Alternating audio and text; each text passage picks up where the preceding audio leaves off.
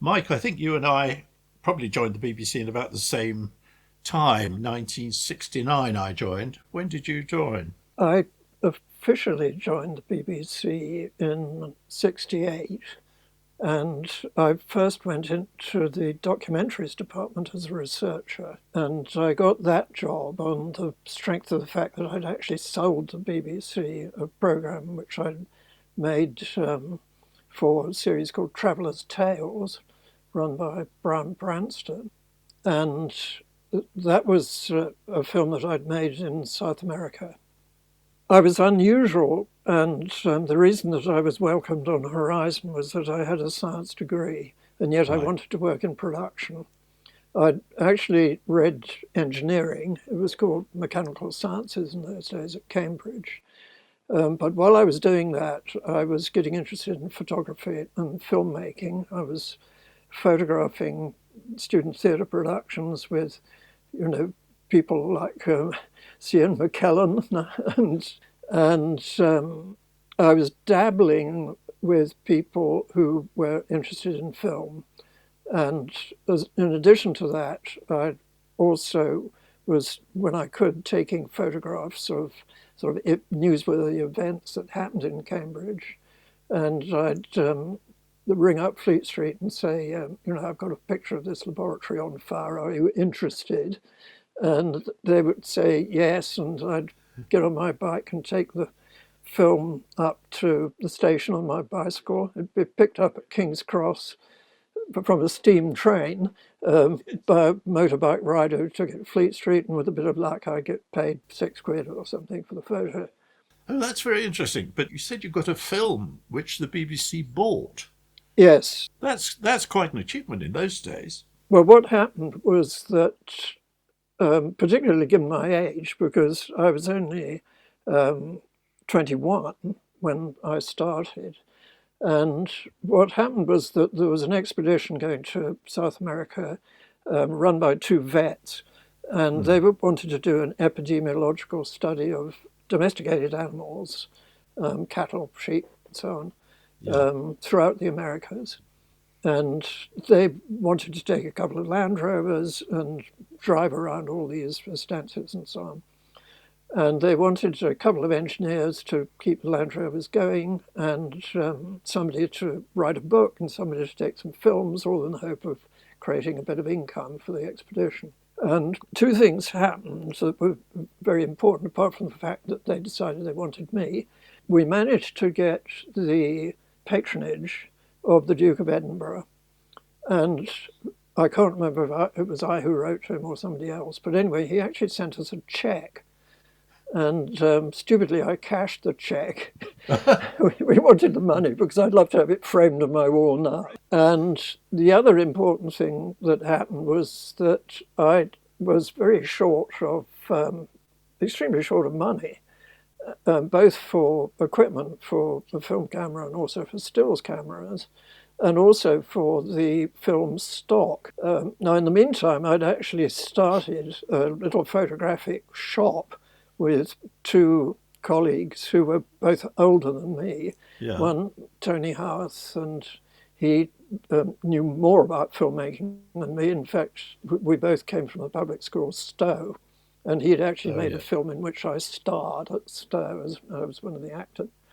And then the other companion in this little firm was Quentin Keynes, who was the grandson of the economist, who specialized in taking children to Africa to go on expeditions. So from this base, I was writing to all and sundry, trying to get funding for this expedition during the Yes. summer following graduation. And one of the people I approached was David Attenborough, and he was then a sort of glamorous presenter and producer of his travel series, Wildlife and Travel. And I went to see him at Ealing, and he actually gave me a box of film stock, black and white, 100-foot rolls. And because he said, well, you're going to Tierra del Fuego, we've never had a film from there before. But he also gave me a terrible bit of advice, which was, he said, don't film the expedition. And of course, when I got back, that was exactly what everybody wanted. In addition to that, because I had this little company, I actually had an account with both Ilford and Kodak. And I simply ordered a supply of film from both these companies. It was Kodachrome for the colour and a certain amount of, I think it was Eastman reversal film, all these daylight loading 100-foot rolls. And I didn't pay the bills for that film till 2 years later when we got back from South America, and we actually had some money from selling the films. The other thing that was necessary was the funding for the cameras, and I was lucky enough. My parents had a friend, and the daughter of the friend lent me the money for the cameras, and it was about £500, which was a lot in those days. Yeah. What a mini cost in those days. So it was a lot of money. And what happened was I started off, in order to avoid paying purchase tax, which was something like 30% on Japanese cameras, the Nikons that I had, for example. I had to have the cameras delivered to the ship that we sailed on to Buenos Aires from Tilbury.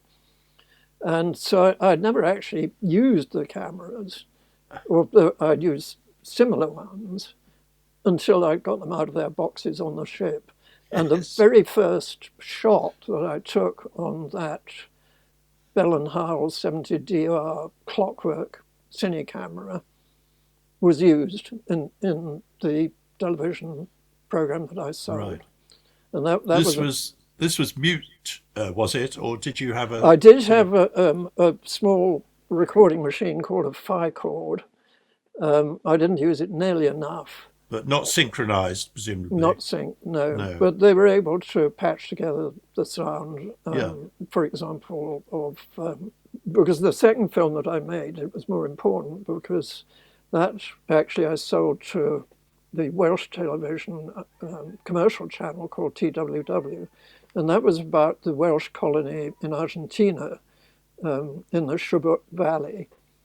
And there I'd filmed, for example, the chapel with the people singing in English and Welsh, and they were able to match that up. I was only just 21 when I sent off on this trip. It took a year and a half, and so the film, the adventure film, went out called Journey to Patagonia. That went out in '63, I think it was. And I didn't even own a television at that time. Right, so there's then a gap between that date and you joining the BBC. So what did you do in between? I worked as a freelance photographer. I was working to begin with an agency run by two friends, colleagues from Cambridge in Fleet Street. And it was the time when the web offset printing machines had been developed. And for the first time, the broadsheet newspapers were running colour supplements. Yes. And they were getting a lot of advertising in, and they had a lot of money to spend. And if you managed to do articles for these, I could sell one article and live off it for a month if Really? I got it into the Observer or the Telegraph colour supplement. Yeah. And the Telegraph sent me back to Latin America 2 or 3 times, increasing my experience of it and indeed my affection for that continent. I was still fairly young, and I had the advantage of this science degree. The first job, as I said, was with documentaries, actually supposedly as a researcher for Richard Corsten. And he had I'm trying to remember the title, he had an assistant anyway, a female assistant, who was really extremely difficult to work with. And Corsten was planning, although I didn't know this, he was planning the Royal Family film. Had I stuck there, no doubt I would have been the researcher on the Royal Family film, which would have been fascinating. But I pretty much fell out with this lady. And in the meantime, I spotted that there was the Horizon were looking for researchers, and they wanted people with science degrees. So I was it the right shaped peg to go in that hole? So you joined Science Features as a researcher. What did you then? I mean, what were the first things you did? One of the first things, at that time, Bob Reed was the editor, and Peter Goodchild, who was later the person who really put Horizon on the map, I think, in terms of Yes. quality of programming. He was a producer, and I met up with Peter in a staircase in the East Tower, and he said, "Well, Mike, what ideas have you got for programs?" And it turned out that one of the vets that I had worked with, who later, incidentally, on the expedition, Yes. he was the guy who discovered how foot and mouth disease was transmitted, which is an incredibly important scientific discovery, and that it's transmitted as an aerosol, and it goes up into the air and is carried with the cloud stream and then rained out in different places. And this has huge implications, for example, for biological warfare. Absolutely. Then, now, this is Martin Hugh Jones, and Martin said, "Oh, Mike, you really ought to look into this business of infective drug resistance." And this is tied up with the problem of bacteria becoming resistant to antibiotics. So I said to Peter, there's this interesting story about antibiotics becoming drug resistant, and they're dishing far too many of them out to animals like chickens. And, here's an idea for a program. So that program got made, and it was called Doctor's Dilemma. And, still that this problem has not been cured. And, they're still dishing these antibiotics like tetracycline and chloramphenicol out to chickens when they should be used, of course, for human medicine. And that's, of course, because of the power of the agricultural lobby politically. So that's interesting. So that was an idea for a program. I mean, you had the idea, and you then made it. Yeah, it also created a huge row, incidentally, with the pharmaceutical industry, because it followed close on the heels of the thalidomide scandal, which Peter Goodchild had made a program about. And what we were showing was, the testing was really quite poor and so on and so on. And that was an interesting lesson because Peter disappeared off to America, involved with another program. And I was left with Aubrey Singer to face in Lime Grove a theatre full of these ABPI lobbyists. Yes. And I sat at the back wanting to leap to my feet and deny everything that they were saying. And what Aubrey did, he just let them talk and didn't respond at all. And it was a very interesting lesson in how to contain that kind of opposition. And then at the end he said, "Well, all right, we've heard your point of view, we'll think about that." And of course he didn't change anything. Good. Well, what I'm interested in, because I worked in education and we had a very different way of going about things. I mean, we had advisory groups who suggested ideas for programs and so on. What's the procedure? What was the procedure within Science Features of actually coming up with ideas, getting them commissioned? Was it very formal or was it a very informal business? It really only took place when you were working for a strand, which is what Horizon was. You really only dealt with the editor of the strand. And they were called editors rather than executive producers in those days. And so they, of course, were very keen to get good, strong ideas and indeed programs. And they expected the ideas to come up, although, of course, they were through Aubrey and others, people from the Royal Society would try to get them to do a program about such and such. But by and large, I produced my own ideas for programs, or I consulted with colleagues as to what might be an idea. But of course, it was all tremendously competitive. I don't think at that stage I was competitive by nature. I was, in fact, extremely shy when I joined the BBC. But people really took notice as to the audience research, the reaction index, which audience research produced in those days, Yes. and the size of the audience and so on, and indeed the awards, because Horizon was consistently winning BAFTAs as the best factual series. You went on working with Horizon for what, 5, 6 years? 8 years, 8 years. I think it was, and I made 20 programs. It was a really hard graft, and to begin with, having joined as a researcher, within a year I was actually directing the first program and more or less producing it as well. I made a program about Earth survival, and I'm working with the Air Force survival team, talking about, who was it, Hunt, who'd done the transantarctic expeditions and so on. But the ones that I think were most memorable, a very popular one was one that I did called The Life That Lives on Man. And that was about the ecology of the human skin. And nobody had done anything about that before. And it produced comic opportunities as well as some really interesting science. I had a sequence of a lady scientist washing a scientist's socks and producing this sort of centrifuging this sort of sludge of skin scales that came out of them, and looking under an electron microscope so you could see the bacteria sitting on them. And this is what floats around everywhere, all that grey dust on the top of your wardroom, that's skin scales. Yes. Because of this business of shedding the skin, I thought, well, let's have a striptease in it. And we were short of places to film and, couldn't afford to hire studios and so on. So I was filming at home in my flat. And in the morning, I had this striptease artist who agreed that I could film her naked to really do close-ups of the areas of the skin that were habitats as far as the other creatures are concerned.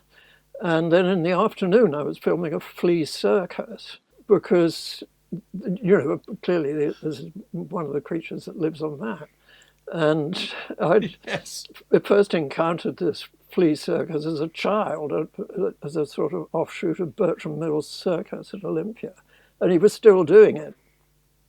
And my wife wasn't sure which she objected to most, whether it was the stripper or the fleas. That went down very well. Rather revolting. Yes.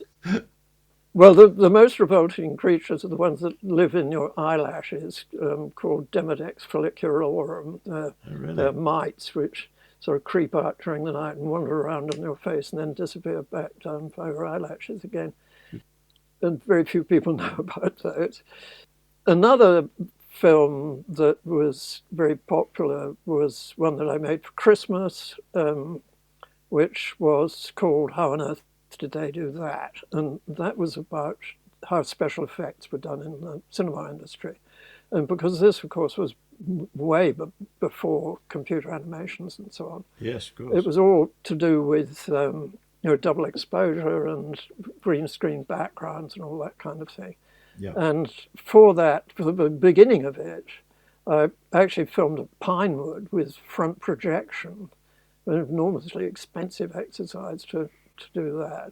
Mm-hmm. And Richard Baker, who was at the time a newsreader, in effect flew him out of the window of the newsroom and landed him back at the end of the 19th century with George Méliès's studio. And Méliès was one of the originators of cinematography and had done a lot of trick photography. So that was fun. And I did things like interview the wonderful Buddy Gillespie who'd done so much work for MGM. Yes. And he told me how, they'd filmed the tornado for The Wizard of Oz. And there was a famous film with Jeanette MacDonald called San Francisco, which included the earthquake in San Francisco. Right.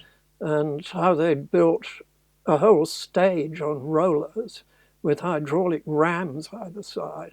And they had this banqueting scene going on with chandeliers and all the rest of it. And suddenly they rammed it sideways and everybody, fell over and all the glasses fell over and everything. And that was the beginning of the earthquake.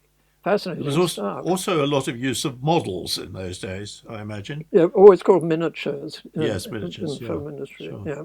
You were all the So, time working with BBC film crews, presumably, or do? well, not in the States, but Oh, right. I used to pick up crews through the New York Yeah. office. Well, But there was a BBC crew, of course, based in New York. yes, they were usually busy doing other things. Yeah. Horizon was always done at very short notice, Yes. and we had incredibly short production schedules. We'd have a month to research program, 2 weeks to film it. I think it was 3 weeks to edit it, and then you were on to the next one. You dubbed on a That's Friday, on a interesting. Monday you started the next idea. I'm And interested. You said that you thought the budgets were quite small because we always thought the budget's over there. Presumably, you were in Kensington House, were you, most of the time? yeah, so it was based in Kensington House, Yeah, and, we and always thought they indeed, were good budgets and so on. Yes, well, but from the perspective of further education, they probably seemed so. yes. And also, very importantly, around that time, the very first co-production started being done. And I remember Hugh Weldon coming around to address all the staff in Kensington House, which included, That's Life and, arts features and all sorts, and saying, we've got this new method of getting funding into productions, but we will never, ever give away our editorial independence. And, Right. Look what's happening now. Yes, It's quite. definitely the tail swinging the dog. I did a very wide variety of kinds of program. For example, I did a sort of semi-drama documentary, which was really presented by Leonard Rossiter about Brunel. He sort of slipped into the part from time to time, and that was a success. And he was doing Rising Damp at the time, so he Mm. was very pleased to do something that was straight. And I mean, I did a film about the Open University, which was a great success as far as the university was concerned. I was congratulated about it. I did another one about bridges falling down. It was the time when a lot of box girder bridges were collapsing, but they'd also found metal fatigue in the deck of the Severn Bridge. And I managed to get inside the deck of the Severn Bridge without them knowing why I was there, and filmed the cracks that they'd had to weld up. That was sort of obviously going back to my engineering origin. But equally, I did a film which was really hard to do about immunology. I called it A Matter of Self-Defense, and it was how the body defends itself against microorganisms. And I should say that one of the ways in which Horizon operated, when we were junior program makers, Peter Goodchild actually put together two of what were then called PAs, production assistants. And there were four of us. There was Brown Gibson, who went on to do very good dramas with Dennis Potter. There was, and subsequently, I think, in Hollywood, there was Francis Gladstone, who was the grandson of the Prime Minister, and then there was myself and Alan Siegel. And Alan went on to work for World in Action subsequently. Mm-hmm. So we were all people who, had substantial careers subsequently. Yes. But of course, you stick two people together to make the same program and you fight like, rats in a sack. It meant they got good programs, but it wasn't a pleasant way to work. And I remember actually organising the other three and sort of petitioning Peter Goodchild to say, look, there must be a better way than this. After which he put sort of one person as the lead PA producer, Right. and the other to sort of help. And like that, Brown led, and we made a film about Venice and, sinking into the sea. Right. And that was long before, the barrier got built and so on. Venice in peril. Yeah. And Horizon was very important because it was one of the few ways that the general public could find out about what was going on in science. You had the magazine, The New Scientist, but with a circulation of a few tens of thousands, and then you'd have Horizon going out to 1.7 million. For serious science, absolutely. With Tomorrow's World, of course, at the same time dealing Yes. with, I suppose you might say, lighter subjects, and in a magazine format. Yeah, that was magazine format, and it was about discoveries, and it was much more sort of pop. And Yeah, I think it was on BBC One, or we were on BBC Two. Of course, when David Attenborough took up the reins of BBC Two, it helped because he was much more interested in science than a lot of people. sure. Okay, let me talk about how I ended up in Bristol. I'd been on this treadmill at Horizon, and it really was pretty exhausting. And in fact, at one stage, I got mumps as an adult, and I was off work for 6 weeks. And that actually was in the middle of making a program. But I managed to recover. And I'd been putting up ideas to Peter about, for example, it would be interesting to look at a volcano on the tropics and show how all the vegetation varied according to the altitude, which is one of the things that Humboldt discovered.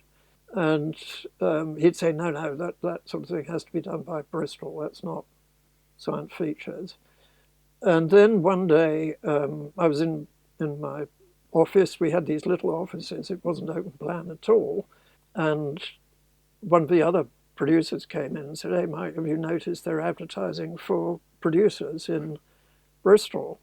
And I thought, oh, that sounds interesting. So I applied. Now, what had happened was that Mick Rhodes, who had been one of the producers for Horizon, who did have a biology degree, he'd won a couple of pre-Italias, one for a radio program, but the other one was about Oxford Scientific Films, who were brilliant at, filming sort of through the eye of a needle, the really small stuff. And Mick had got the job of running the natural history unit in Bristol. And so I went down there to fill a vacancy caused by Chris Parsons moving sideways, but Chris was running The World About Us.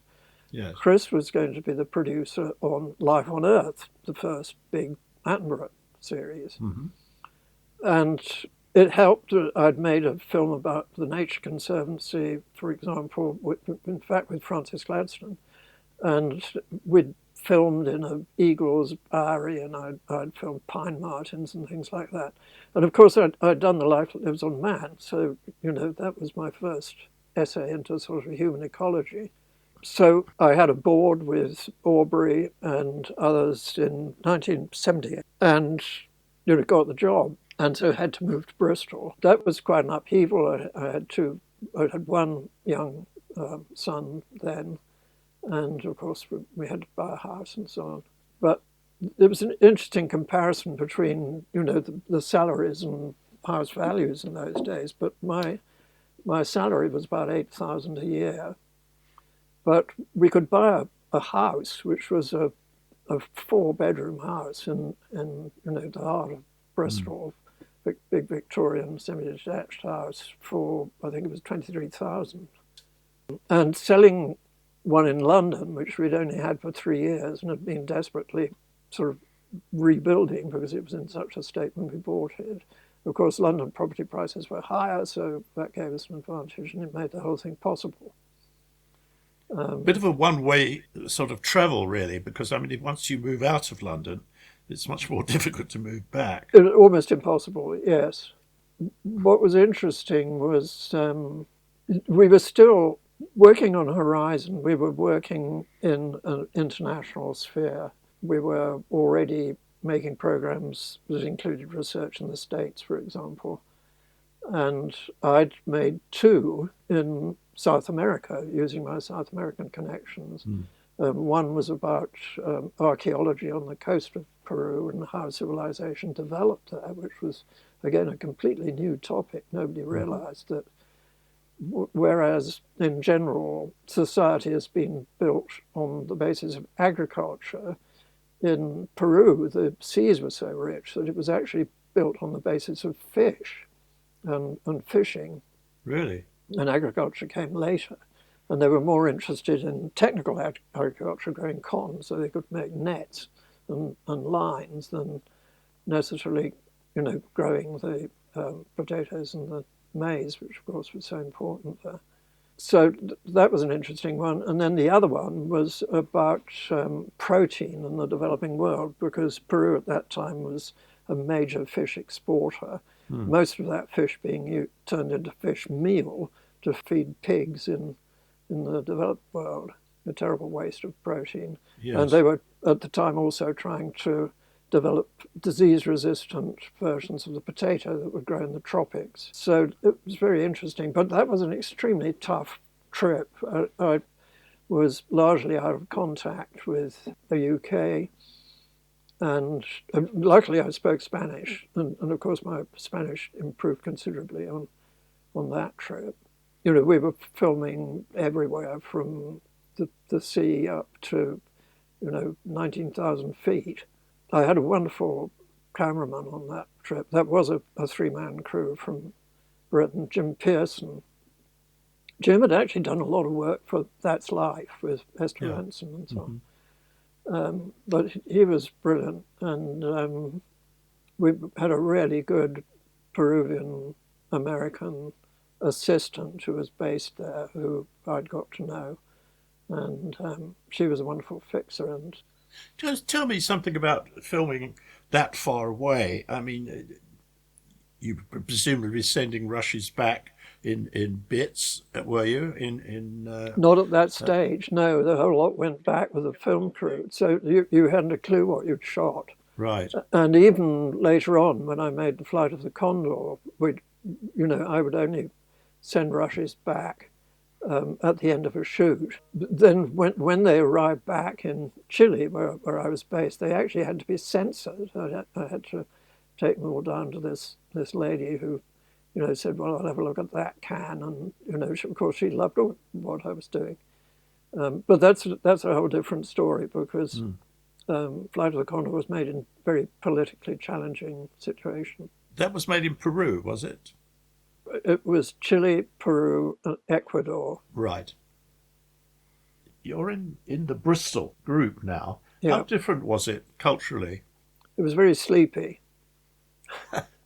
and I think I got the they used to refer to me as the school teacher, because I demanded that things got done, and I had to sort of toughen up not just the schedules, but also how the money got spent and how good the ideas were and so on. And we had a major problem, again, with budgets, because our competitors then were the Survival Anglia programs, and they were made in a completely different way.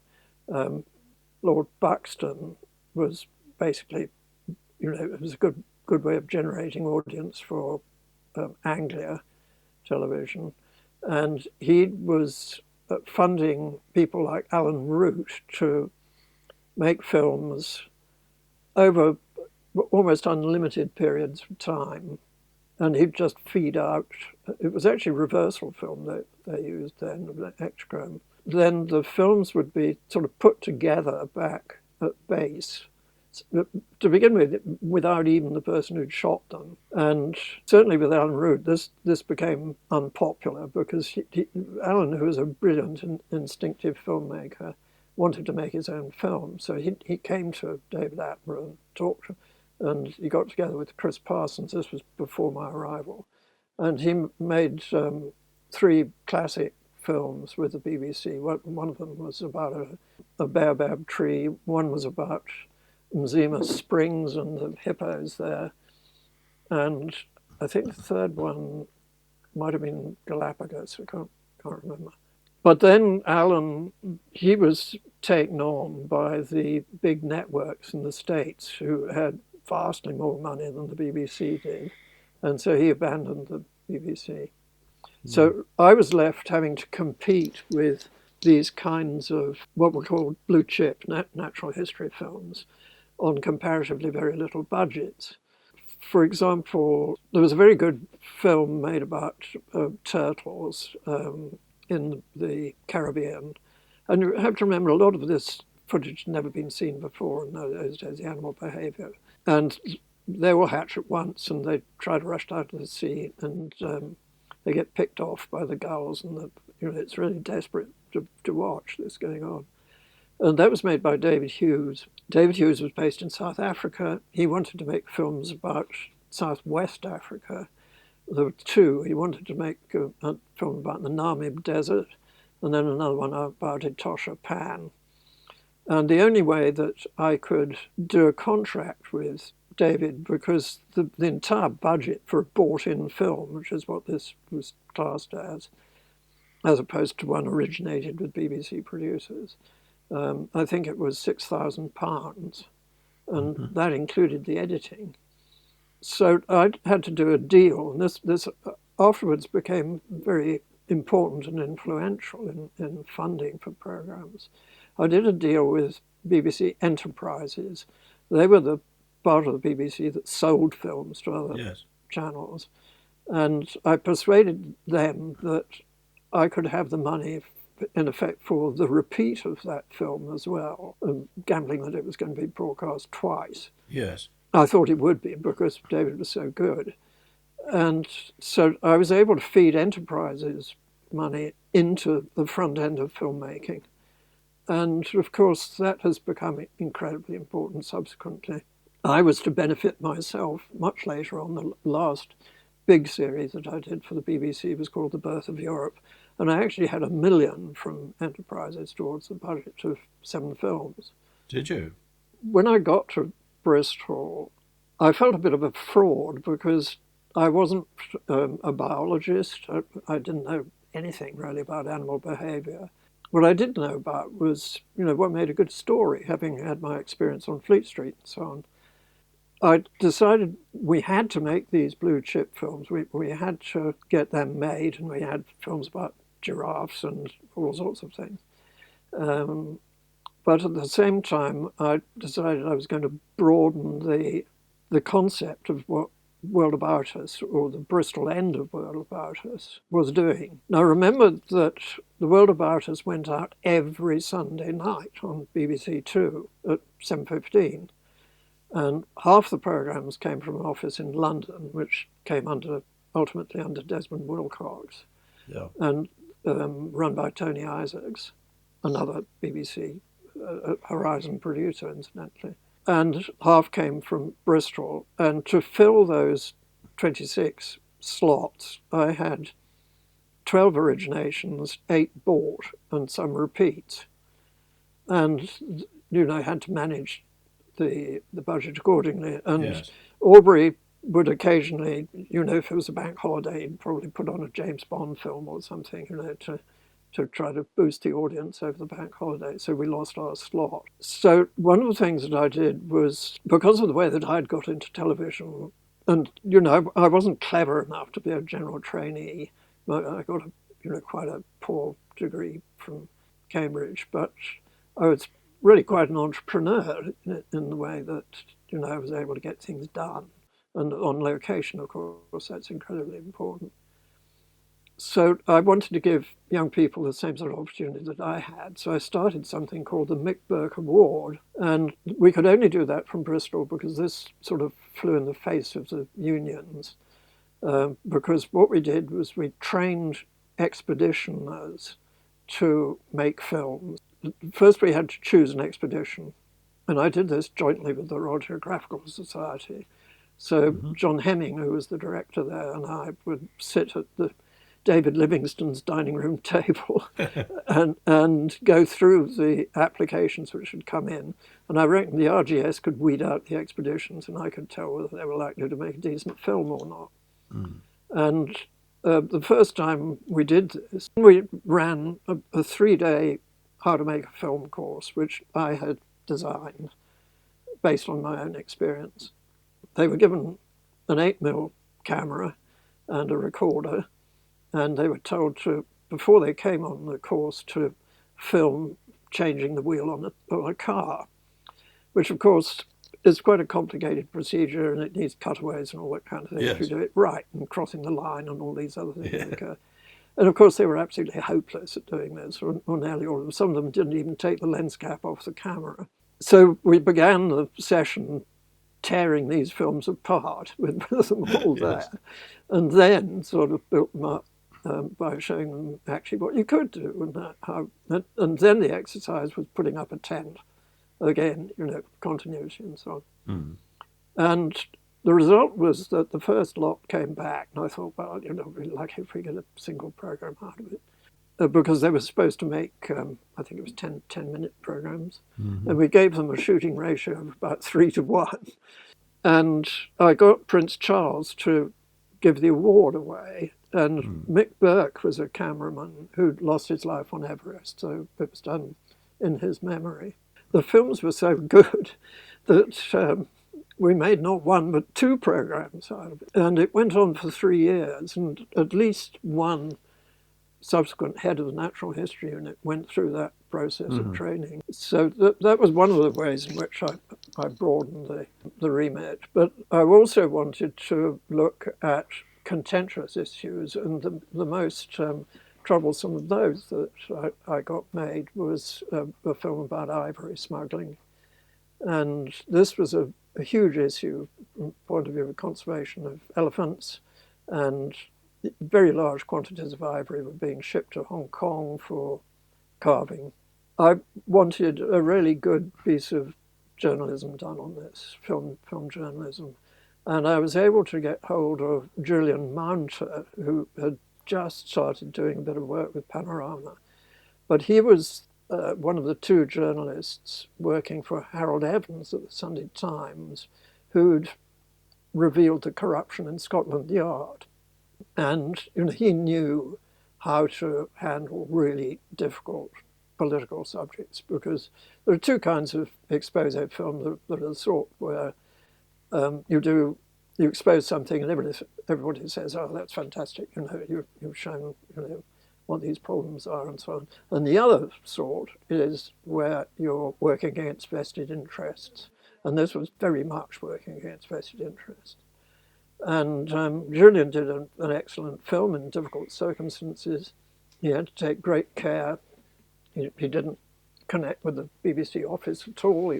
In Nairobi, he worked completely independently. Had to watch his back the whole time. And ultimately, we came up with photographs of an airway bill that showed that the wife of the president was shipping ivory out to Hong Kong. Now, this, of course, was dynamite. The head of news and current affairs hadn't even heard of Julian Mounter, and I was horrified. I had to show the film to, not just to Aubrey, but to the current affairs department to show what we were doing. And that this, incidentally, had been signed off just at the local level, at the BBC. It was, it had changed into the Natural World by then. This was a Natural World special. You know how MI6 were vetting people at the BBC. Yes. And you had personal files, and if there was a Christmas tree on the personal file, I once employed a producer who had one of those Christmas trees, and that caused all sorts of trouble. Anyway, we got lent on by top brass at the BBC, probably because of MI6, saying if you put this information out, they're likely to shut down the British monitoring station based in Kenya. And really? so Yes. that bit of information never got into the film. However, we did create quite a stir about it. Another one, which I feel proud of having put on, actually was a bought-in, which was from Greenpeace. It was their first film, and this was just after I'd arrived in the job. They came down to show me a film that they'd made of challenging the whaling ships. And it was just before the Whaling Nations Convention in London, which the International Whaling Commission, or whatever it's called, had these meetings, and I thought this is a really good film, and it's important. It's about conservation. We ought to put it out fast. So I went to see Stuart Whiten, who was head of the unit in Bristol, not the natural history unit, but the whole broadcasting at Bristol. And he was an ex-newsman. And he said, well, BBC Balance, this is a polemic. We can't just put it out the way it is.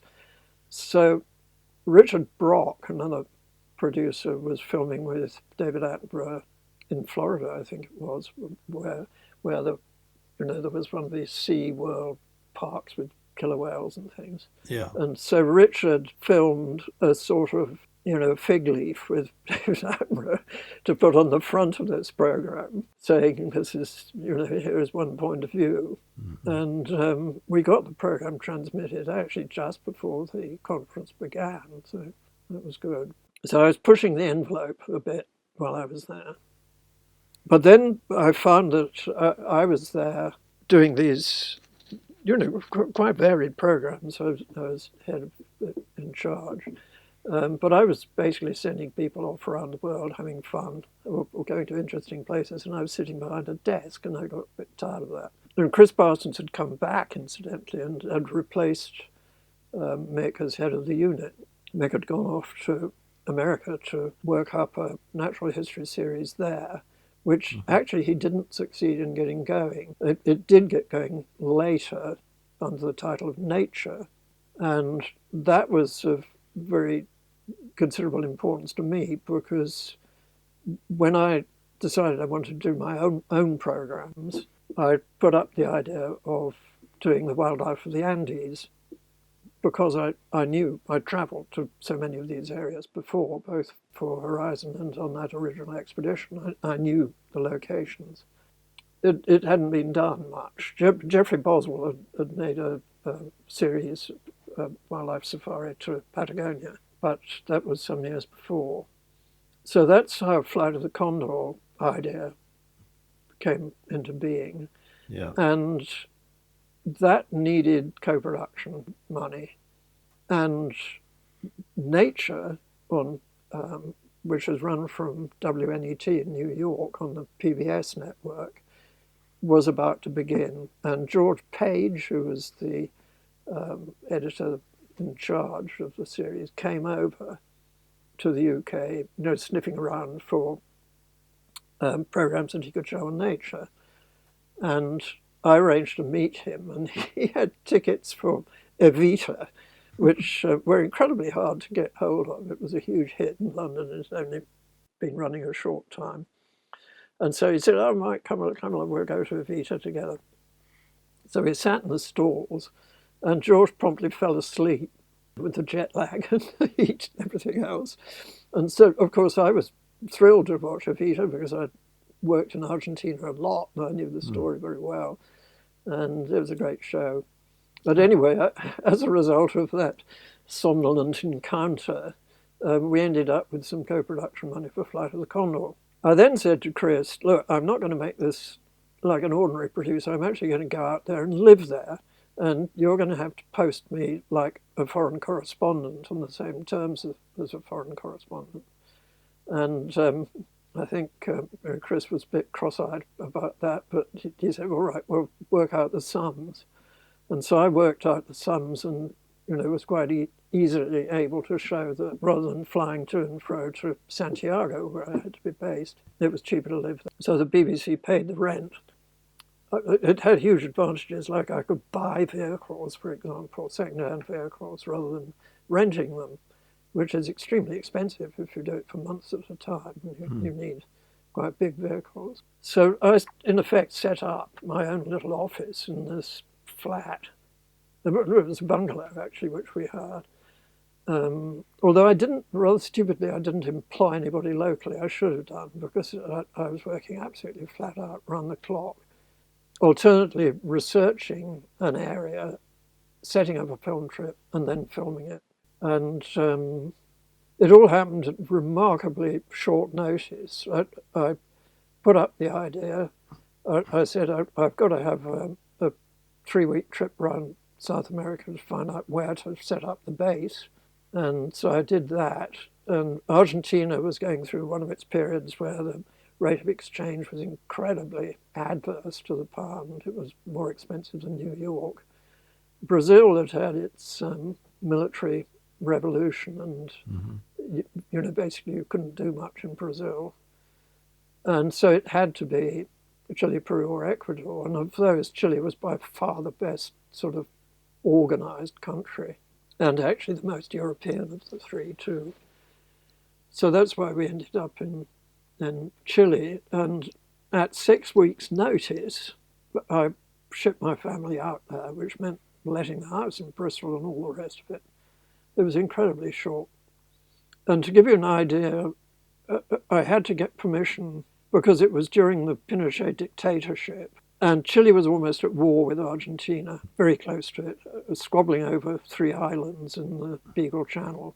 The result was that if you flew down to Punta Arenas and on Magellan Strait, they would take your camera away. And, you weren't allowed to photograph off the window. And of course, that was exactly what I wanted to film. So I had to see the chief of staff of the Chilean Armed Forces, General Ramirez, who I encountered poring over one of those horizontal battle maps where you sort of push counters around, explained what I wanted to do, and how this would be wonderful publicity for Chile and show its beauties to the world and all the rest. He said, all right then. And once I'd got that permission at the top, everybody else, further down the line, more or less, had to salute and say, yes, sir. What this meant in practice was that Hugh Miles, a wonderful cameraman who had been an Ealing cameraman before, but had subsequently left and specialised in natural history, working for the RSPB. Hugh flew out to do the first filming trip with me, and I wanted to go down. It was the right time to film the Southern Andes. On the commercial flight down, I noticed that the whole of the mountains were clear of cloud, which was very unusual, and that it was brilliant for filming. This was a Sunday, and it was sort of Sunday afternoon. And so we unloaded our half a ton of kit from the commercial plane, got it into a taxi and went straight to the Air Force base. And I had to persuade a rather sort of sleepy guard at the entrance that I wanted to speak to the commanding officer. I got let in. Then they got on the phone. He, of course, was at home, probably by the swimming pool. And I explained to him what I wanted to do and that I wanted an aeroplane. As you do, yes. Yeah, and within 2 hours, we were actually flying back the other way in a Twin Otter with the door taken off, with really keen pilots who were fascinated by what we wanted to do. And that was how we got some of the really impressive title sequences that we used in Flight of the Condor. The next day was still clear, and so we instead flew south in order to film the islands and channels of the Fuegian archipelago. And all the time I was saying to the pilot, no, fly lower, fly closer. And I was a pilot myself, so I knew what was capable. I'd had a private pilot's license as a result of belonging to the Combined Cadet Force at school and then the University Air Squadron at Cambridge. And so, I knew about flying. And of course, in those days, it was long before the days of these quadcopters and drones and things. So you either had to use a helicopter or you had to use a fixed-wing aircraft. And the distances were so big in South America that basically it had to be fixed-wing. You could overcrank the camera to slow up the shots, but there wasn't a huge amount you could do. So we did some pretty hairy flying one way or another. And then, of course, it was the turn of the Navy, and I managed to get on a small Chilean sort of pilot vessel, which was a converted fishing boat, which took us down to the island of Cape Horn itself, and we landed on the island. And in those days, almost nobody did, and there was just an army post there with 10 soldiers in it, and a dog, which was busy killing penguins. And we had our little inflatable down there. I'd flown an inflatable out from England, and we had a 25 horsepower motor we put on it, actually, but we didn't have that round at the southern point of Cape Horn. But we encountered there an extraordinary French expedition who were windsurfing round Cape Horn, believe it or not. The only problem was it was flat calm, so they couldn't do it. But they had an inflatable to chase the windsurfer, and their recorder, their Nagra, had broken down, so I lent them mine for a bit to do some tracks. And in exchange, they let me use or they took me and Hugh to an outlying rock, which had a colony of rockhopper penguins on it. So we put Hugh on this rock and sort of left him alone to get on with the penguin. And then their engine packed up. There was something wrong with the gear change. And so Hugh was marooned on this rock. And meantime, the wind was getting up. And I was getting extremely nervous that we'd actually be able to get him off, let alone the camera and film and everything else. Yeah. Luckily, they did, they stripped the engine down, put it back together again and got it going, and we did get him off. But that was a very nerve-wracking moment. Which, of course, raises the interesting issue of, health and safety and all those things. Yep. Were the BBC sort of curious about how you were going about all this? Did you have to get permission to do things, or were you just left alone? In those days, you were left very much to your own devices. I mean, I ended up in the jungle, which mostly we filmed in Peru.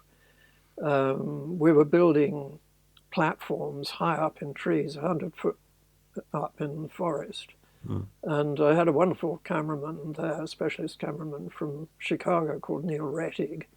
And he worked as a window cleaner on skyscrapers, so he had absolutely no fear of heights. And he was able to climb these jungle trees using spikes on his boots and a belt, which you put around the tree. It was extraordinary because we'd walk through the forest in one of the reserves, find a tree that was in flower or in fruit, which meant that the animals and birds were coming into it. And then within 2 hours, we could have a platform up next to that tree, provided there was a tree with a sort of triple crotch in it. And Neil would go up, he'd take a rope with him, he'd pull up a pulley, and then we'd reeve a rope through that pulley and pull up saplings which we'd cut. And all you needed was a bow saw and a ball of thick string to make the platform. And there certainly wasn't health and safety involved in that. And there were occasions where I actually, because we were using climbing ropes too, I would actually go up the climbing rope left behind at the platform on my own with nobody else around in order to take still photographs from the top. That was pretty hair-raising, actually. Sorry, this was all for the Natural History Unit for the... That was for Flight of the Condor. Did you get an award for that? We got 5 BAFTA nominations, but not actually the BAFTA. Oh, right. And it became one of the BBC's top-selling programs of all time, as far as enterprises were concerned. And it was the first 3 programs that started the Nature series in the States. I did end up actually getting about 20 international awards for programs that I made. But the best one that I got, probably as far as Kudos was concerned, was a Peabody Award in the States, which some people say is like a Pulitzer Prize for television. Yes. And that's given by the University of Georgia. And that was for 3 programs that I made in the west of the States called Making for Continent. And the thing about those films was that they were looking at the consequences of tectonics and geology, putting the resources there. And from those resources came the not just the ecology, the animal ecology, but Mm-hmm. also the human ecology, the historical ecology. And so I made 3 films. One was in the Colorado Plateau, one was in the Basin and Range, which is basically Nevada and Las Vegas and places like that. And the third Yeah. was California, all with completely different geology and completely different stories. And it was fascinating because, we were filming natural history, but we were also filming the Indian tribes and how they interacted with the wildlife and the resources. What year are we talking about now? Making of a Continent was 1982 to 83. Hmm. And by that time, another colleague from Horizon, I'd persuaded to come down to Bristol to run The World of Artists, which was retitled The Natural World. And that was Peter Jones. And he'd already made some wildlife films, so he was quite well suited to it. And of course, he and I saw eye to eye about the kind of programs I wanted to make. And it seems extraordinary now, but the Flight of the Condor was a mini series. It was 3 programs. Hmm. Nobody had ever done that before. They always thought in terms of 6 being the minimum for the series. Yeah. And again, Making of a Continent began with 3. Subsequently, another 3 were done by a different producer. They were all hour long, presumably, or 50 minutes or so. They were 50 minutes, yes, and Yeah. by the time the Americans ran them at 24 frames and put ads in and all the rest, they fetched an hour. How was the technology altering what you could do and how you did it? I mean, camera technology was changing all the time, wasn't it? Yes, I mean, when in Flight of the Condor in the jungle, I was rather alarmed to see that Neil Ratig, in fact, had a standard ARRI, which was not blimped. But in Right. fact, the ambient noise in the jungle, and you could put a sort of cushion around the thing, Mm. which reduced the noise somewhat. But of course, we weren't filming sync sound. We were filming all the atmosphere tracks of the birds and the animals and things Yeah. separately. We were recording them rather, which brought its own risks. Incidentally, I had this wonderful, wonderful sort of general assistant called Donaldo McIver, and he also worked as a sound recordist. He'd been found by Geoffrey Boswell, and he worked for me as a recordist. And one time he was wandering around in the Peruvian jungle and he almost stepped on one of these huge Bushmaster's snakes, which have a lethal bite. There were certainly hazards, absolutely no doubt about it. And of course, disease being one of them. I mean, in order to get one of the more memorable sequences, which has really probably never been surpassed in terms of the quantity of birds that we were able to film. There's a place in the Manu Reserve in the Brazilian rainforest, which is only accessible by river. And there's a cliff where the macaws and the blue-headed parrots and many other different kinds of parrots come down to basically to get clay and salt out of the cliff to work with in their stomachs with the crops with the nuts that they eat. And we filmed this astonishing sequence of all these birds coming, feeding in, literally weighing down the branches with the Mm-hmm. weight of these beautiful, colourful parrots and things.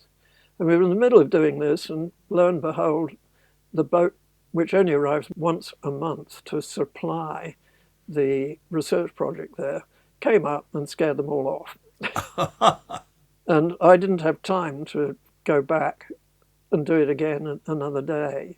That had to be it.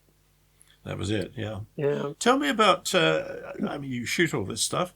You go back. You see your rushes, presumably to see the stuff for the first time.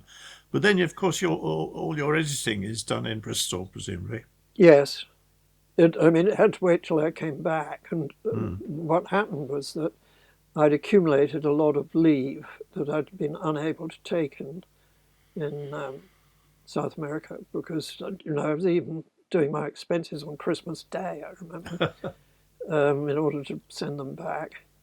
Because I had to run bank accounts in Chile as well. And so when we got back, we have a cottage in Cornwall, and I went down there in order to write the book of Flight of the Condor, because Enterprises wanted a book. And we did it, in fact, with Collins and the BBC jointly. That was, I have to think,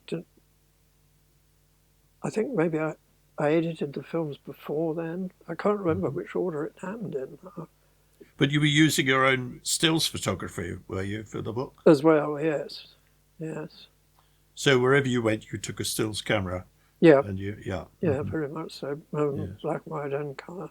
yeah, No, talking about technology, I mean, one of the interesting things was, so I came back to Bristol, and I hadn't been running an office, of course, so I'd used up very few of what were called the resources of the program, the budget, and I just had a secretary.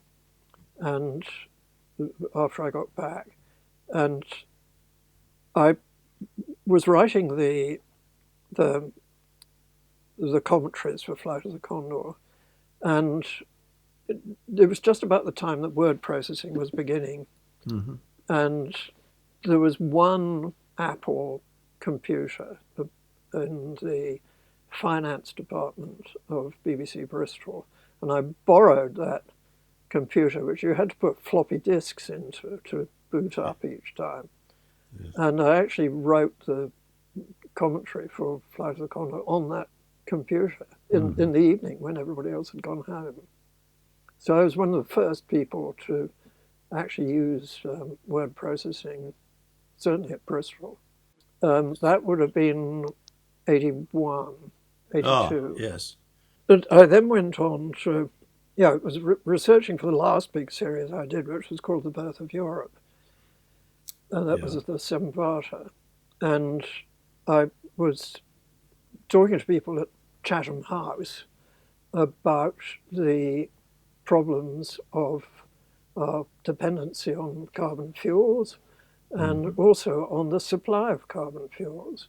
And I was very interested in this fact that the Soviet Union had tied in all the Eastern European countries, including East Germany, with their gas pipelines, yes, so that they were economically tied in back to the Soviet bloc, which of course is still reverberating today. yeah, of course it is. And there I encountered somebody, doing PowerPoint presentations and using the internet for the first time. And that was news to me. And the reason that he was doing it is he was connected with the Lawrence Livermore lab in California, which is, apart from anything else, does all the nuclear research. So as you say, technology was changing all the time. Yeah, sure. But the actual filming technology was developing, was it? I mean, Not really, because even I think by the time we dubbed Making of a Continent, they were just getting into digital dubbing. Editing was still on film. It was still, hanging up trims in a dustbin. but you weren't shooting on video at all, of course, until much No, later. some of the programs had to be put onto video. I mean, the Mick Burke Award did, for example, because it was these horrible bits of 8mm film, which is like a spring. It's terribly difficult to deal with. So, how long did you go on working with the Natural History Unit? That continued. Really, I had to get co-production for these big series, and I was fairly successful in doing that. And the Birth of Europe I finished in '92, and by that stage, Thatcher had brought in the Broadcasting Act, which was really, to me, the beginning of the downward spiral of television Yeah, in terms of content. Because I was making programs which today would be referred to as essay films in a disparaging way. They were actually about something. They had an important story to tell. yeah. And indeed, I was one of the first producers in the BBC to say we've got a problem with climate change. Really? And that was in Birth of Europe, because I went to see the Scott Pell Research Institute in Cambridge, and Horizon had previously made a film saying that they were concerned that another ice age might be coming. So I went along there saying, what's going on with the climate? And they said, well, we're terribly worried because it's all warming up. And so that, of course, came into the final program, which I called Hostages to Oil. And of course, I was just one of many subsequent producers, and indeed there were a whole sort of series. But unfortunately, it was a period where the commissioners on BBC Two were just not interested in environmental programs. They thought it had been overdone. They wanted to show alternative points of view and all that sort of thing. But it just went off the radar completely. And I personally am very critical of the lack of effort that the Natural History Unit in particular made to keep the topic live. Yes. And indeed David Attenborough himself, because it's only in about the last 5 years that he's finally come around to getting off the fence and saying, we've got to do something about this. Oh, really? You think he was a late conversion? Yeah. Interesting. You say you didn't work with him very much? No. No. I mean, I discussed, there was a program about the history of the natural world, and worked with him on commentary for that. But no, I didn't. Right. Yeah, fair enough. Oh, well, one of the things that we've not talked about, right, is why I got invited to Buckingham Palace. I was in the middle of producing, I think, the only pure drama that I did, which was a drama about Edward Lear, because it was coming up to his centenary, and a very good book had been written by Vivian Noakes, and I was intrigued by Edward Lear, and of course he'd started off doing some wonderful engravings of parrots in particular, and so there was a natural history connection. I got John Glenister to direct this, and Alan Plater wrote it. He was one wonderful man, Alan, who produced some brilliant scripts. So we were filming in Corsica, and I was setting it up. And I was in my office at the BBC, and I got a phone call saying, this is Mr. Andrew, this is the master of the Queen's household. Her Majesty the Queen would like to invite you to luncheon. Really? And I thought to begin with somebody was pulling my leg. Yes. When he started saying this is master of the Queen's household, my immediate reaction was, oh, they want to borrow the tapes of the flight of the Condor again, because I knew that they had done. But this was an invitation to lunch, and it turned out that it was because of the flight of the Condor. The Queen had seen it on transmission. She'd ordered the tapes, and the Duke of Edinburgh had seen them. They were both very impressed. And so I was invited to this luncheon on the 1st of November, 1984. And I thought, well, if I'm going to be, driving through the gates of Buckingham Palace, I'm going to get my kids to as well. So my wife drove a Volvo with the two children in the back. And we had to go through, past the policeman who, checked our names, and then through one of those archways to the grand entrance, which is around the back, where I was greeted by, Peter Ashmore, that's master of the household. Now, the bizarre thing about this was that not just that I'd had to fly back from Corsica a day early in order to be there, but that very weekend, the invitation was on for the Tuesday. On the Sunday, the famous drama about nuclear war in Sheffield called Threads was transmitted, produced by Jackson. And he was another Horizon man, incidentally. Yeah. On the Monday following was transmitted a program which I had made, which was a documentary about the nuclear winter. And that was a special commission, again by Peter Jones, for the natural world. And it told the story of how, by accident and through sort of volunteering effort in their spare time using the biggest computers in the world, atmospheric scientists had actually discovered the catastrophic effects that a nuclear exchange would have.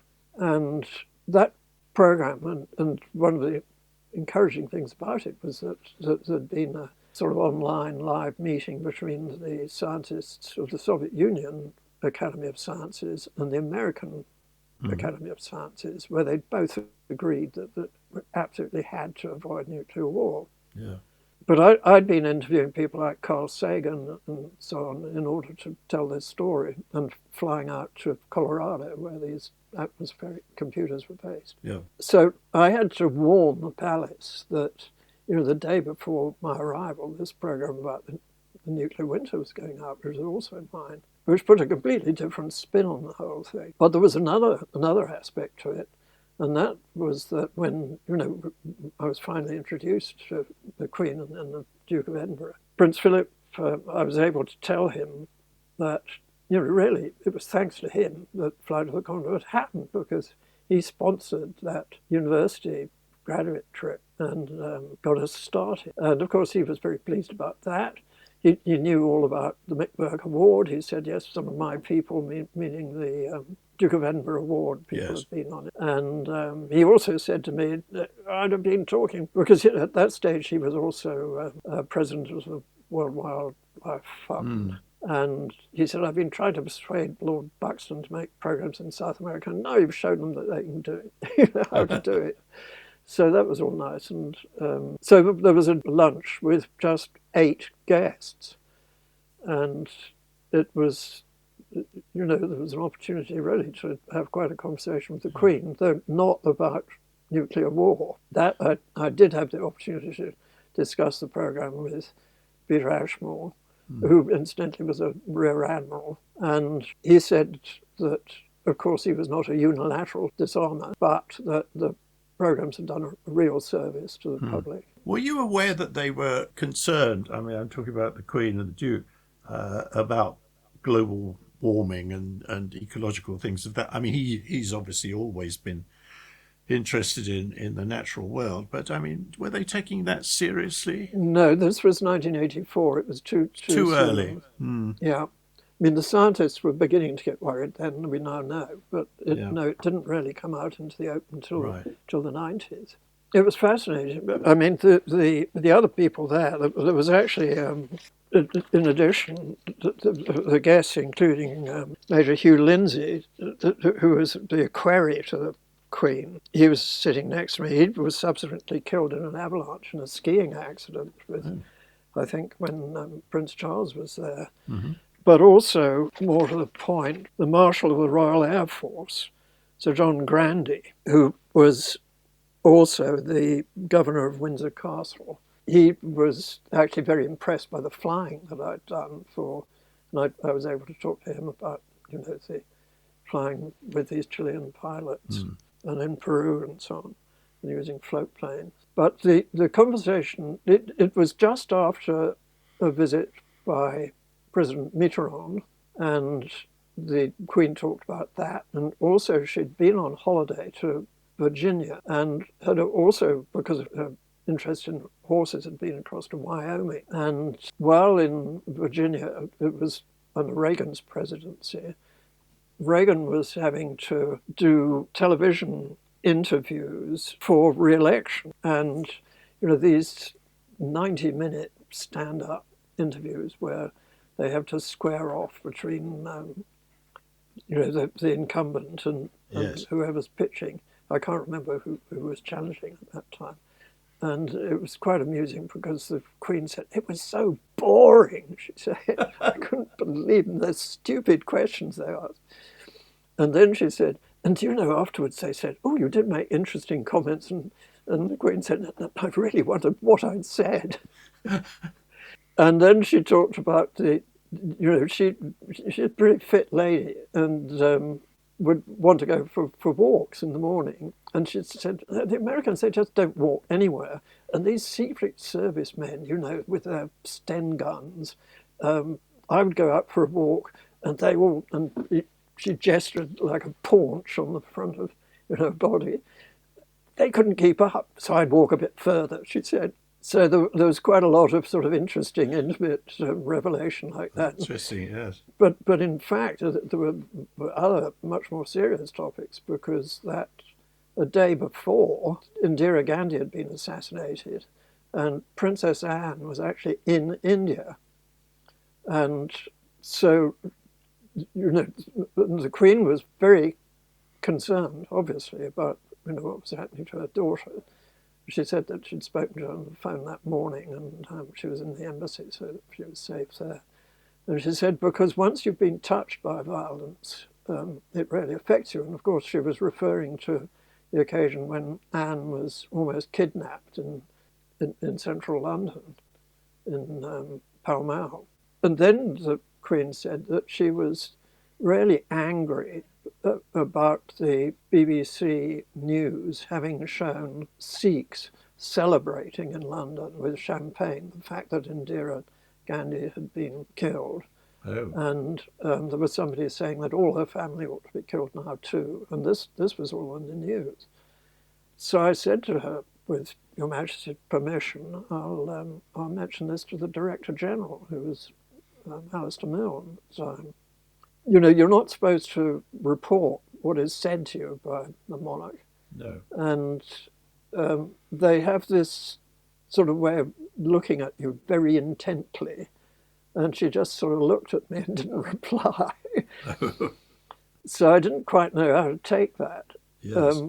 But the next day, I rang up the Director General's office and got his PA on the phone.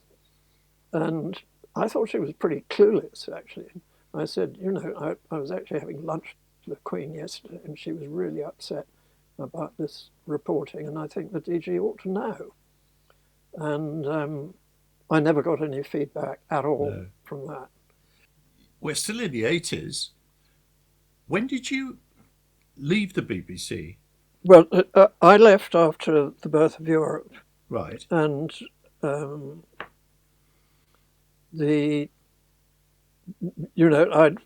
I'd put up other ideas. I thought that I'd be able to make them as an independent, and I was never able to get the funding. And Al Nientob was in control of BBC Two. He's an arts man. He's not really interested in science, and that was one of the problems. And I had also, I think, made the mistake thinking that I could set up my own production company rather than doing it through an existing one, which is just sort of doubling the problem. Yeah. And I wanted to make a series that was going to be about the biological interaction between the two continents, which is going to call Collision of Worlds, about how the biota of Europe and the biota of the Americas interacted. Yes. Which is full of absolutely fascinating stories. I mean, the Spanish bringing pestilence to South America, for example. Yes, absolutely. Neither Pizarro nor Cortes would have won had it not been for smallpox. No, quite. And nor would the New England settlers have survived had it not been for smallpox, decimating the Indians around, giving space. Yeah. But it goes much further than that. And, one of the examples that I gave is, if you go to the St. Patrick's Day parade in New York, there are black girls wearing green buttons saying, "Kiss me, I'm Irish." And, the Irish wouldn't have been in New York had it not been for the potato blight. No. And the blacks wouldn't have been there had it not been for yellow fever and a particular mosquito, which is the one that is the vector for yellow fever, that was actually carried to the West Indies in the drinking water barrels of the slave ships. But you never got a chance to make this. I never got a chance to make that, no. And this was long before books like Guns, Germs and Steel were published. And of course, there's now, Peter Frankopan has come up with an immense tome on a similar subject. Yes. So do you regret leaving to try and make an independent career, or? Well, I would have had to have either worked on Attenborough series or made one-off programs. I did do one-off for Natural World, which was about New Zealand.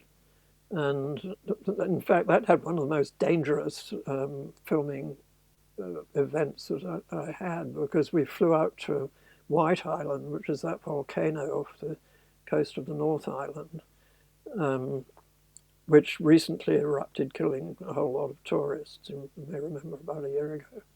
And we flew out in a helicopter, single-engine helicopter, a good 20 minutes across the sea. And we had to wear gas masks and take really old clothes and old equipment. And we flew around this ghastly, stinking crater and actually landed in a sort of flat pit where the crater had spilled out. And with fumaroles all around us, and my boots melted, and it was really an unpleasant place. And what actually happened was we had a geologist with us, and he was carrying the tripod, and he turned around and he cracked me on the head with the tripod. Oh, God. So you which had wasn't what I melting was boots and expecting. a bump on the head. Yeah. But the helicopter managed to survive. Yes, we got back okay, and we got some good footage. Yeah. It was a very, very popular program, incidentally, Land of the Kiwi. Yes. Right. But no, what happened was that, having failed to make more films, I then, because of the contacts that I made in Athens during Birth of Europe, I connected with a private museum there run by the heirs to a shipping fortune called the Goulandris family. And they'd set up a natural history museum there, and I managed to get them to take up the idea that they should have an environmental education centre. And so we built probably the first environmental education centre in the world out there next to the Athens Museum. So from filmmaking, I was pitched into exhibition design, and I had some rather unfortunate experiences with that. And in the end, they got somebody else to complete the design of the exhibition, but I was quite glad to get shot of it by that stage. Anyway, I'd got the thing going. And they had a big grant from the European Union to do it instead. Yeah. And then from there, I got a job working with the Eden Project on what the Eden Project was actually about. Because it started off with just the idea they wanted to build the biggest greenhouses in the world and show people how tropical crops were grown. So it was about economic botany. And I pushed it in the direction of conservation and survival and all these other things. And then I worked on for the Millennium Dome. There was an environment exhibit there. And that was interesting because it was done using comedy. And I helped them with the content of that and, sundry other things. And then I got involved with opposition to various really bad things that were going to happen in Bristol environmentally. Like, there was a power station that was going to burn palm oil that was going to be built in Bristol. They were going to get huge subsidies from the European Union. So I was being very proactive, fighting off these things. Yeah. I didn't want to be entirely negative. So at the same time, I got involved with a company that my cousin had started in Australia, which was manufacturing very small solar lamps for the poor in Africa and setting up local companies to distribute these. That was called Barefoot Power. So I was the British representative for Barefoot Power for 3 or 4 years. And then finally, 10 years ago, I started another company, which was to show how people lose energy from their homes, which of course is very newsworthy at the moment. Yeah. because something has to be done about it, because a quarter of the energy consumption in the country is used heating homes, and we have the least efficient homes in Europe. We do. And last Friday, we actually got an award for this company for the Community Energy Organisation of the Year from Community Energy England. So that was nice. Very nice. That's recent. That was last Friday. Brings us up to date. Yeah. Any more you want to say about your... I mean, I can understand how, you went on and did lots of other things after you left the BBC. You presumably don't have any regrets at leaving, though, now, do you? Looking back? No. I mean, it was a big wrench at the time because for a man who's been as active as I was and had quite a reputation, your reputation is you to some extent. And when you getting things done, cut off, setting things going. Yeah. But another thing that I did do that I'm very glad that I did was at around year 2000. I'd made another couple of films, which I haven't mentioned before, called Vanishing Earth, which were about the sustainability of agriculture. I actually got an Italia Prize for that, Italia Prize for Conservation. And that's a pretty big award in Europe. Yes, absolutely. And while I was doing that, one of the countries I filmed in was Ethiopia, to show the terrible soil erosion that is really behind the famines that they have. And when I'd left the BBC, I'd had the opportunity to go out and work for an amazing non-government organisation called the Gemini Trust, set up by a paediatrician. They had a sort of TV side to it, and they took 12 street children and taught them how to make film. And I went out to work with these amazing youngsters. When they were taken on, they were only about 17 or 18, so they'd actually been trained extremely well.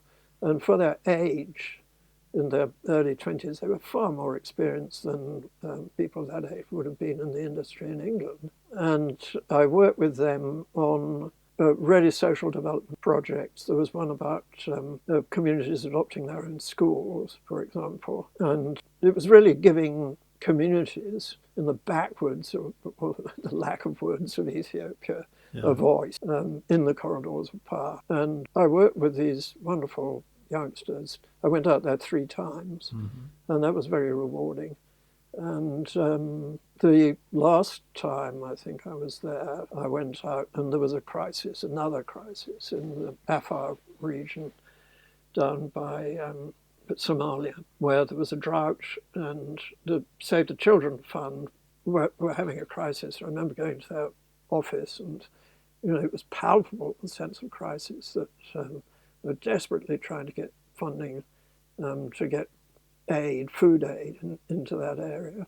So I was sent off. I was commissioned at 24 hours notice to fly down there with 3 of these youngsters, and we made a short film. I shot it in one day. These starving women and children left behind in the desert with their shelters and surrounded by dead cattle.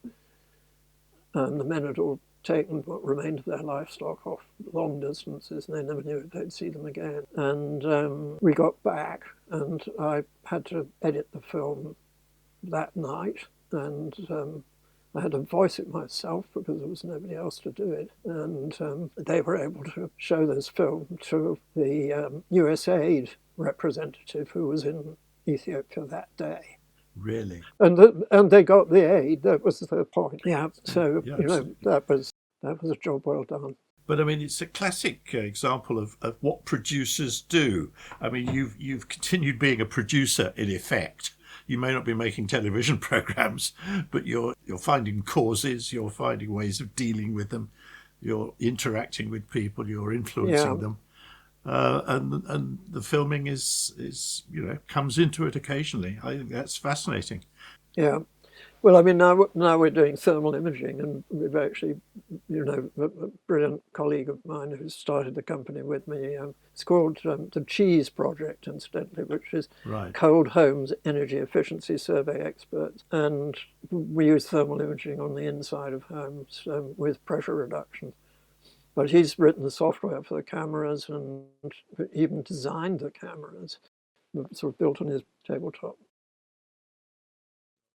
Well, I think we ought to round it off.